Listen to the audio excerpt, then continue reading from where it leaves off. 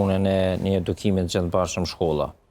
Edhe lënda e edukimit fetar, edhe lënda e edukimit medial, edhe aspekte tjera duhet besoj me menu kodet kurikulave të arsimit që me qenë pjesë e sistemit arsimor publik.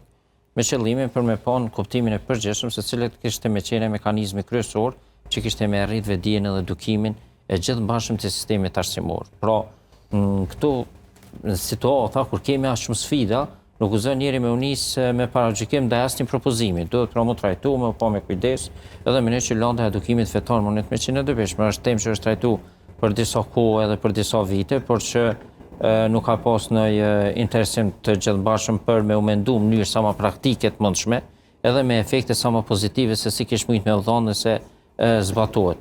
Unë besoj që është e dobishme nëse mendohet një lëndë të tillë, edhe besoj që kish me pas efekt pozitiv.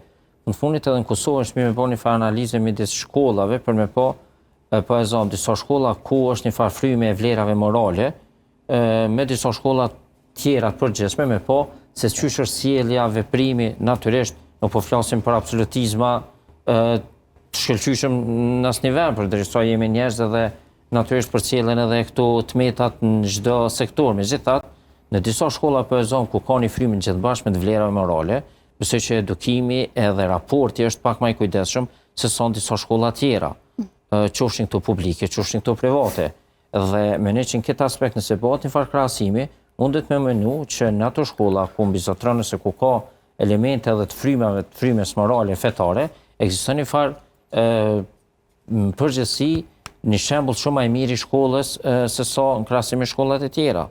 Tash po e zom në Prishtinë ne ose në përgjithësi në Kosovë ekziston një perceptim shumë pozitiv për sa i përket medresesë për exemple. Edhe pse është pothuajse në kuptimin e kategorizimit ligjor është gjimnazi i përgjithshëm, por që ka